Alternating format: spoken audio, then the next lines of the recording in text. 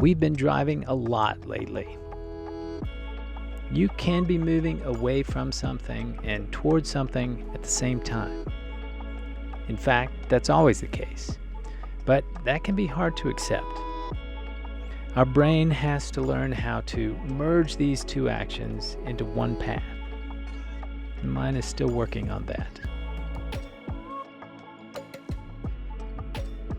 As things externally change, things change internally.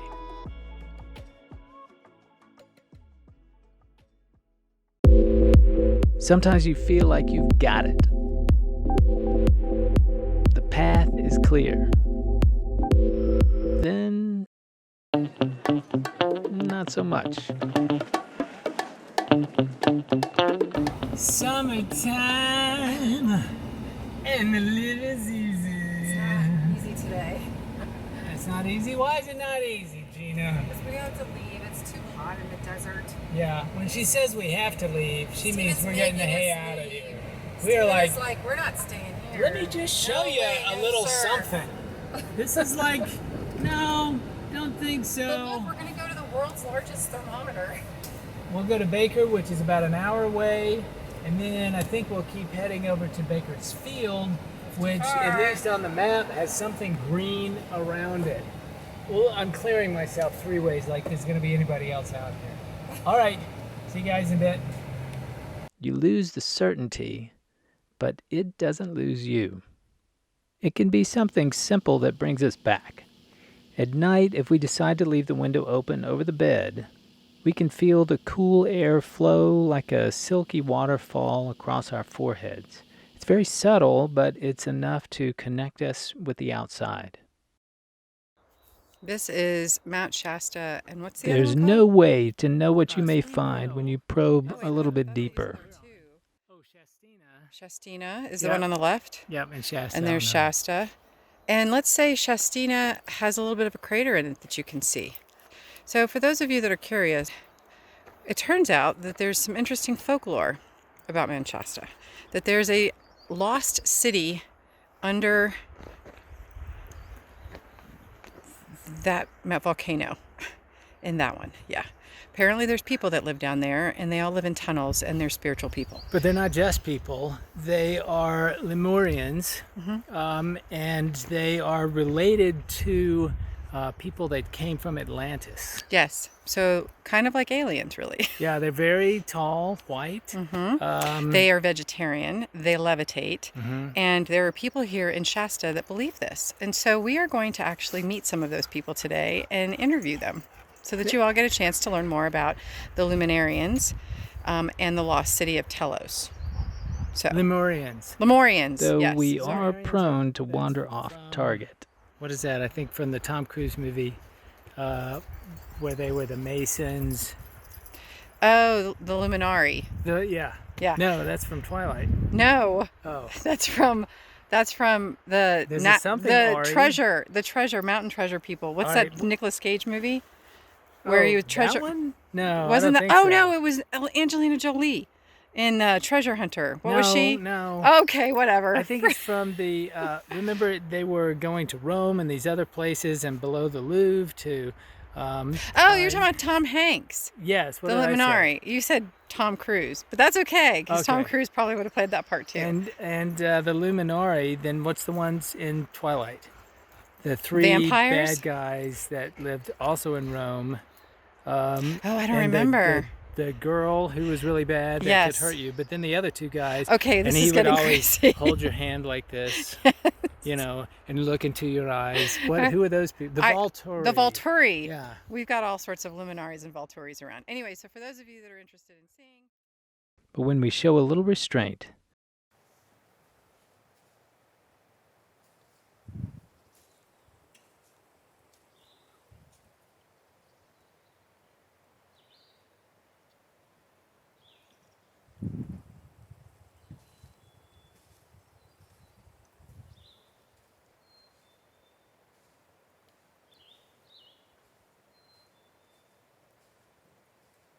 nope. The reward is there waiting for us. Good stay. Good boy.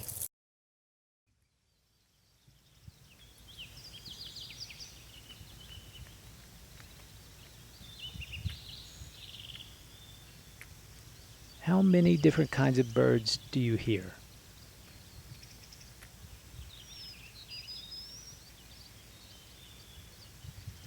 Could you hear more if the room were quiet? Or listening through headphones? How many layers of life are we missing because it's too noisy? I don't think it matters if you're walking through a meadow, or sitting at your keyboard entering data, or heading to the morning meeting, preparing for the next presentation, driving to work, or finishing your homework.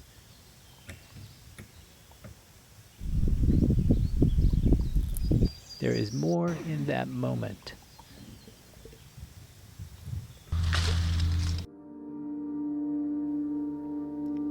We look at things in the morning or as we go in this direction and they seem a certain way.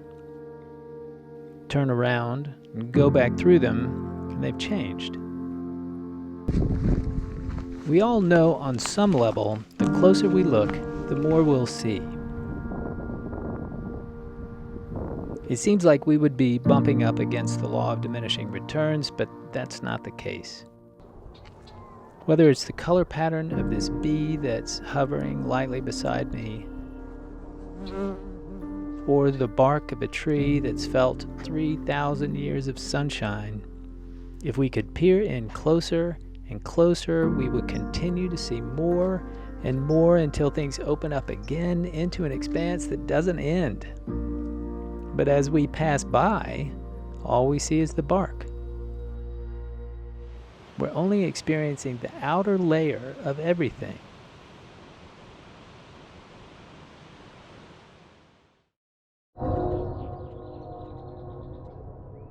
Finding things that are waiting for us. Sights, sounds, interactions with another voyager. Maybe those things, those experiences, have been waiting for us forever to be released. Maybe there are treasures for each of us, hidden but barely, hoping we look as we should, as we can, and find them. There is a joy, a love, a goodness released when we find them. Doesn't matter where you are or what you're doing, there are treasures there, and they're meant for you to find. No one else can find them. There is so much more in every moment. It's all there.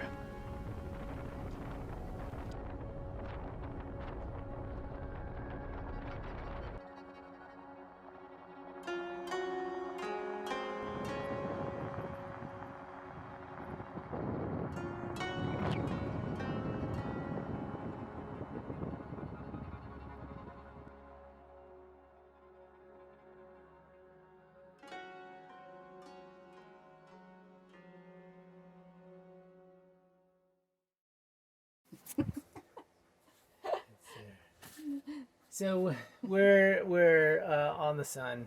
We're literally on the sun. We're actually at the southern part of Death Valley, which is the hottest part on the planet. In the solar Right? system, there is no hotter place system. than this. We are bathing in exaggeration. the actual solar corona. This was my decision. I wanted to come to the China Ranch State Farm, and I'm really glad that we came. I think we'll know more. The good news is we came at 3 o'clock. Yeah, So it's yeah. only going to be a few hours of extreme heat until it cools down. And even better, the biting flies carry you over the dates. So that's one of the pluses. I got of bitten on the being back here. of my leg. She did. I got bitten, and they tried to pull Hugo away, but we grabbed him, and so this is a one-night stay. One night stay. But we're going to give a good review because the actual date farm itself is very cool. They've got some cool old rustic things. They've got a gift shop and A bakery. a place where you can buy everything date. We're going to go get some date shakes. Yeah, they have, and we'll talk about it in a little bit, various kinds of dates. So they have tons of different kinds of dates available to you. So we're going to try a date shake. It's not date season. I think date season is in the fall. So we picked a good time to be here. But they do have date honey, date flower, dead Did date. you say that? Yeah, I did say that. I saw it in the sign. They have This date is honey? this is called delirium because it's 400 degrees Celsius at this place, and we're inside in the shade. Yeah, we're in our trailer. This is our air conditioner. And we have it's our fan. It's a heater, basically. We have a heater that's running on 9-volt batteries that we are don't- very expensive. I'm gonna turn it off. It's gonna get cool soon. Yeah. Like in 4 hours. Yeah. Okay. Bye. That's pretty view. Do you like that view? Huh? No. Okay.